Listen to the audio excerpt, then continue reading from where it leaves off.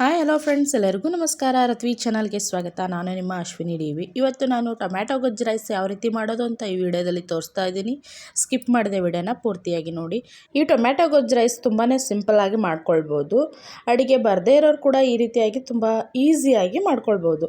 ನಾನಿಲ್ಲಿ gas on ಮಾಡಿಬಿಟ್ಟು ಒಂದು ಬಾಣಲೆ ಇಟ್ಕೊಂಡು 3 ರಿಂದ 4 ಸ್ಪೂನ್ ಆಗೋಷ್ಟು ಅಡುಗೆ ಎಣ್ಣೆ ಹಾಕ್ಕೊಂಡಿದ್ದೀನಿ. ಅಡುಗೆ ಎಣ್ಣೆ ಸ್ವಲ್ಪ ಬಿಸಿ ಆಗ್ತಿದ್ದಂತೆ ಇದಕ್ಕೆ ನಾನು ಅರ್ಧ ಸ್ಪೂನ್ ಆಗೋಷ್ಟು ಸಾಸಿವೆ, ಅರ್ಧ ಸ್ಪೂನ್ ಆಗೋಷ್ಟು ಜೀರಿಗೆ ಹಾಕ್ಕೊಂಡಿದ್ದೀನಿ.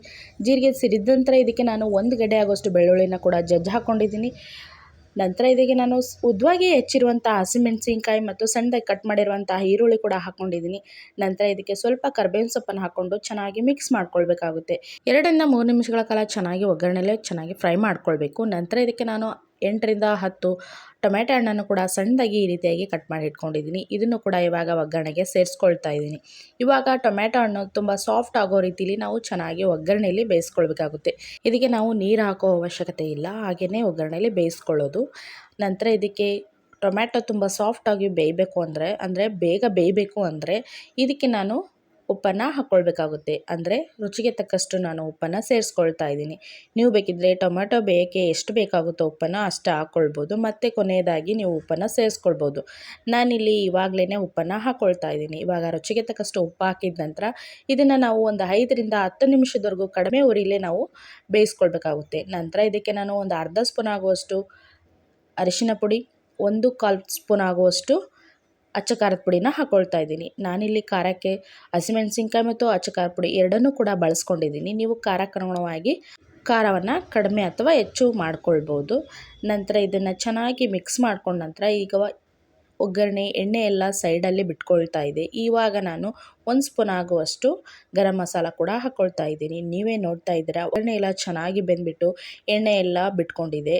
ಟೊಮ್ಯಾಟೊ ಕೂಡ ತುಂಬ ಸಾಫ್ಟಾಗಿ ಬೆಂದಿದೆ. ಇವಾಗ ನಮಗೆ ಟೊಮ್ಯಾಟೊ ಗೊಜ್ಜು ರೆಡಿಯಾಗಿದೆ. ಇದಕ್ಕೆ ನಾನಿವಾಗ ಸ್ವಲ್ಪ ಕೊತ್ತಂಬರಿ ಸೊಪ್ಪನ್ನು ಸೇರಿಸ್ಕೊಂಡು ಚೆನ್ನಾಗಿ ಮಿಕ್ಸ್ ಮಾಡ್ಕೊಳ್ತಾ ಇದ್ದೀನಿ. ಇವಾಗ ಇದರ ಉಪ್ಪನ್ನು ನೋಡ್ಕೊಂಡ್ಬಿಟ್ಟು ನೀವು ಉಪ್ಪನ್ನು ಸೇರಿಸ್ಕೊಳ್ಬೋದು. ಇವಾಗ ಇದಕ್ಕೆ ಸ್ವಲ್ಪ ಬೆಲ್ಲ ಅಥವಾ ಸಕ್ಕರೆನ ಕೂಡ ಸೇರಿಸ್ಕೊಳ್ಬೋದು. ಟೇಸ್ಟು ತುಂಬ ಡಿಫ್ರೆಂಟ್ ಇರುತ್ತೆ, ಹಾಗಾಗಿ ನೀವು ಬೆಲ್ಲ ಅಥವಾ ಸಕ್ಕರೆನ ಸೇರಿಸ್ಕೊಳ್ಬೇಕಾಗುತ್ತೆ. ನಾನು ಇದನ್ನು ಇವಾಗ ಒಂದು 10 ರಿಂದ 15 ನಿಮಿಷದವರೆಗೂ ಕಡಿಮೆ ಉರಿಲೇ ನಾನು ಈ ರೀತಿಯಾಗಿ ಚೆನ್ನಾಗಿ ಕುದಿಸ್ಕೊಂಡಿದ್ದೀನಿ. ಮತ್ತೆ ಒಂದು 5 ನಿಮಿಷದವರೆಗೂ ಚೆನ್ನಾಗಿ ಕುದಿಸ್ಕೊಳ್ಬೇಕಾಗುತ್ತೆ. ಇದು ಎಷ್ಟು ಚೆನ್ನಾಗಿ ಕುದಿಯುತ್ತೋ ಅಷ್ಟು ಚೆನ್ನಾಗಿ ಪರ್ಫೆಕ್ಟಾಗಿ ನಮಗೆ ಗೊಜ್ಜು ರೆಡಿ ಆಗುತ್ತೆ. ಇನ್ನು ಯಾರು ನಮ್ಮ ಚಾನಲನ್ನು ಸಬ್ಸ್ಕ್ರೈಬ್ ಮಾಡ್ಕೊಳ್ದೆ ನೋಡ್ತಾ ಇದ್ದಾರೋ ಪ್ಲೀಸ್ ಸಬ್ಸ್ಕ್ರೈಬ್ ಮಾಡ್ಕೊಳ್ಳಿ. ಪಕ್ಕದಲ್ಲಿರುವಂಥ ಬೆಲ್ ಐಕನ್ಗೆ ಕ್ಲಿಕ್ ಮಾಡಿ, ಲೈಕ್ ಮಾಡಿ, ಶೇರ್ ಮಾಡಿ, ಕಮೆಂಟ್ ಮಾಡಿ, ಹೀಗೆ ಸಪೋರ್ಟ್ ಮಾಡ್ತಾ ಇರಿ ಅಂತ ಹೇಳ್ತಾ ಇವಾಗ ನಮಗೆ ಟೊಮ್ಯಾಟೊ ಗೊಜ್ಜು ಕೂಡ ರೆಡಿಯಾಗಿದೆ. ಇದಕ್ಕೆ ನಾನು ಇವಾಗ ಬಿಸಿ ಅನ್ನ ಕೂಡ ರೆಡಿ ಮಾಡಿ ಇಟ್ಕೊಂಡಿದ್ದೀನಿ. ನಮಗೆ ರೈಸಿಗೆ ಎಷ್ಟು ಬೇಕಾಗುತ್ತೋ ಅಷ್ಟು ಒಗ್ಗರಣೆನ ನಾನು ತೊಗೊಂಡು ಚೆನ್ನಾಗಿ ರೈಸ್ಗೆ ಕಲಿಸ್ಕೊಳ್ತಿದ್ದೀನಿ. ಇವಾಗ ಪರ್ಫೆಕ್ಟ್ ಆಗಿರುವಂತಹ ಟೊಮ್ಯಾಟೊ ಗೊಜ್ಜು ರೈಸ್ ರೆಡಿಯಾಗಿದೆ. ನಿಮಗೆ ರೈಸ್ಗೆ ಇನ್ನೂ ಒಗ್ಗರಣೆ ಬೇಕು ಅಂತ ಅನಿಸಿದರೆ ಸೇರಿಸ್ಕೊಳ್ಬೋದು, ಆದರೆ ಇಷ್ಟೇ ಸಾಕು ಅಂತ ಅನಿಸುತ್ತೆ. ತುಂಬಾ ಚೆನ್ನಾಗಿ ಬಂದಿದೆ ರೈಸ್ ಕೂಡ. ಹಣ ಮತ್ತು ನಾಲಿಗೆ ಆತ್ಮೀಯರನ್ನು ಕೂಡ ದೂರ ಮಾಡುತ್ತೆ. ಮೌನ ಮತ್ತು ತಾಳ್ಮೆ ಇಬ್ಬರು ಅಪರಿಚಿತರನ್ನು ಕೂಡ ಆತ್ಮೀಯರನ್ನಾಗಿ ಮಾಡುತ್ತದೆ. ಎರಡೂ ಕೂಡ ನಮ್ಮ ಕೈಯಲ್ಲೇ ಇರುತ್ತದೆ ಅಂತ ಹೇಳ್ತಾ ಈ ಟೊಮ್ಯಾಟೊ ಗೊಜ್ಜು ರೆಸಿಪಿನ ಮಾಡಿಕೊಂಡು ನೀವು ಮಕ್ಕಳಿಗೆ ಲಂಚ್ ಬಾಕ್ಸ್ಗೆ ಅಥವಾ ಬೆಳಗಿನ ಬ್ರೇಕ್ಫಾಸ್ಟ್ಗೆ ಅಥವಾ ರಾತ್ರಿ ಉಳಿದಿರುವಂಥ ಅನ್ನಕ್ಕೂ ಕೂಡ ನೀವು ಕಲಿಸ್ಕೊಂಡು ಊಟವನ್ನು ಮಾಡ್ಬೋದು.